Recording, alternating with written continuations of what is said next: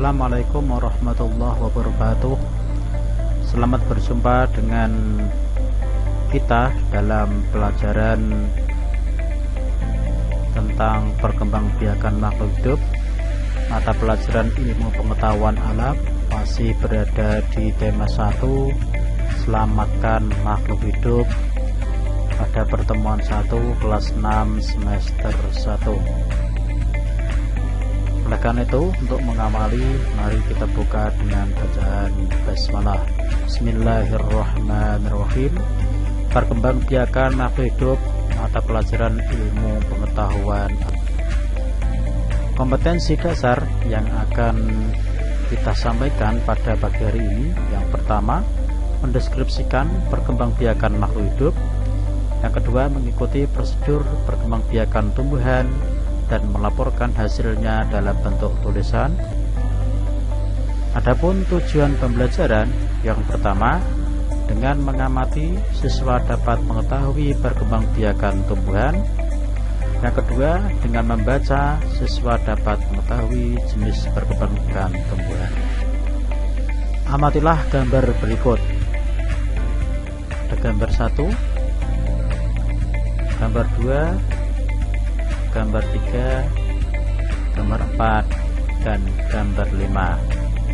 Apa yang anak-anak bayangkan tentang kelima gambar tersebut?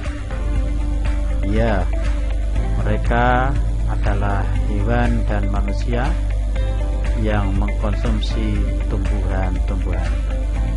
Apa yang akan kita dapatkan? Yang pertama, jawablah pertanyaan berikut dan tulislah di buku paketmu halaman 1 sampai halaman 3 tentang yang pertama, siapa saja yang memperoleh manfaat dari tumbuhan, baik itu tumbuhan yang berklorofil ataupun tidak. Yang kedua, apa manfaat tumbuhan bagi manusia?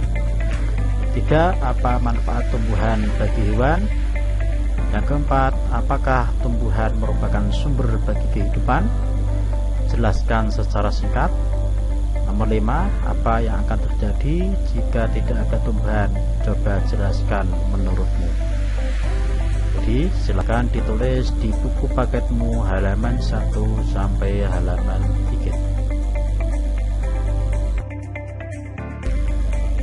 3. Yang akan kita pelajari pada pagi hari ini yaitu perkembangbiakan makhluk hidup. Perkembangbiakan adalah proses berkembang biak untuk mendapatkan keturunan atau individu baru. Berkembang biak bertujuan untuk melestarikan keturunannya. Secara umum, berkembang biak makhluk hidup dibagi menjadi 2. Yang pertama, perkembangbiakan secara generatif. Yang kedua, perkembangbiakan secara vegetatif. Perkembangbiakan secara generatif yaitu perkembangbiakan secara kawin. Contoh, ada kambing, kerbau, tumbuhan ada jagung, mangga, dan lain sebagainya. Sedangkan vegetatif yaitu perkembangbiakan secara tidak kawin. Contoh, ketela, protozoa, stek, spora, pisang, dan lain sebagainya. Sedangkan perkembangbiakan tumbuhan secara generatif adalah perkembangbiakan secara generatif atau secara kawin, yaitu perkembangbiakan tumbuhan melalui proses penyerbukan. Kalau pada hewan, yaitu proses pembuahan. Contoh, ada pohon jagung. Yang kedua, bunga matahari. Yang ketiga, ada mangga. Masing-masing merupakan perkembangbiakan tumbuhan secara generatif. Hal terpenting dalam perkembangbiakan generatif adalah adanya bunga. Bagian-bagian bunga selain untuk mempercantik juga sebagai alat perkembangbiakan. Seperti apa ya bagian-bagian bunga itu? kita lihat bunga dan bagian-bagiannya. Yang pertama adalah mahkota bunga. Mahkota bunga berfungsi untuk sebagai penghias atau mempercantik bunga. Yang kedua, kepala sari. Yang ketiga, benang sari. Selanjutnya, kepala putik. Kemudian tangkai putik. Ada bakal biji yang berada di tengah. Tangkai bunga, dasar bunga, dan yang terakhir adalah pelopak. Fungsi alat perkembangbiakan pada tumbuhan. Apa ya yang dibutuhkan dalam perkembangbiakan generatif pada tumbuhan? Yang pertama ada kepala sari, yang kedua benang sari, yang ketiga kepala putik, dan yang keempat tangkai putik. Yang berperan penting adalah benang sari dan putik. Fungsi alat perkembangbiakan pada tumbuhan. Apa yang dibutuhkan dalam perkembangbiakan generatif pada tumbuhan? Yang pertama adalah benang sari. Fungsi benang sari adalah organ reproduksi jantan pada bunga. Setiap benang sari umumnya terdiri dari tangkai sari dan pada ujung tangkai sari kepala sari. Fungsi tangkai putik. Tangkai putik berfungsi untuk menyangga kepala putik agar tetap berada pada posisi yang telah ditentukan. Fungsi kepala putik adalah sebagai tempat melekat dan masuknya filem yang berasal dari kepala sari untuk kemudian ditransfer ke bagian ovarium atau inti telur melalui tabung sperma. Proses perkembangbiakan pada tumbuhan. Oh, itu ya. Jika perkembangbiakan itu apa ya? Nah, perkembangbiakan generatif pada tumbuhan diawali dengan penyerbukan. Penyerbukan yaitu melekatnya atau jatuhnya serbuk sari ke kepala putik. Kita lihat ilustrasinya. Nah, kepala sari yang berbentuk bulat, yang putih berada di tengah.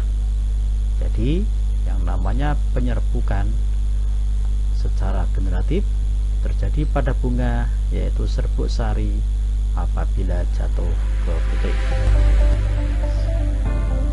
Selanjutnya, setelah terjadi penyerbukan pada serbuk sari, tumbuh bulu serbuk sari yang menuju ke ruang bakal biji.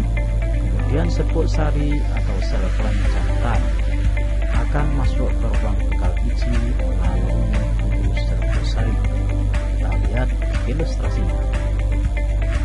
Serbuk sari jatuh ke kepala putik, langsung masuk ke dasar ruang untuk terjadi penyerbukan sempurna, yaitu nanti akan masuk ke dalam bakal biji. Proses penyerbukan pada tumbuhan yang selanjutnya adalah di dalam ruang bakal biji terjadi yang namanya pembuahan. Pembuahan yaitu peleburan serbuk sari dengan kepala putik atau bertemu peleburan serbuk sari dengan kepala putik. Yang kelima, hasil dari pembuahan adalah zigot. Zigot berkembang menjadi lembaga, bakal biji berkembang menjadi biji dan bakal buah. Kemudian bakal buah berkembang menjadi daging buah. Lembaga yang berada di dalam biji merupakan calon tumbuhan baru. Ayo, tulislah jawabannya di buku halaman 10 ya, tentang apa itu penyerbukan sendiri, apa itu penyerbukan tetangga, apa itu penyerbukan silang, dan apa itu penyerbukan klastar. Silahkan ditulis di buku siswa halaman 10, diantaranya mengenai pengertian, yang kedua ciri-cirinya, dan yang ketiga adalah contohnya. Penyerbukan sendiri diilustrasikan sebagai gambar berikut. Yang kedua, penyerbukan tetangga. Yang ketiga, penyerbukan silang. Dan yang keempat, penyerbukan lestari. Selanjutnya, kerjakan tugas di form yang telah ada di Teams. Sekian, terima kasih. Kita tutup dengan bacaan hamd. Alhamdulillahirabbil alamin. Assalamualaikum warahmatullahi wabarakatuh.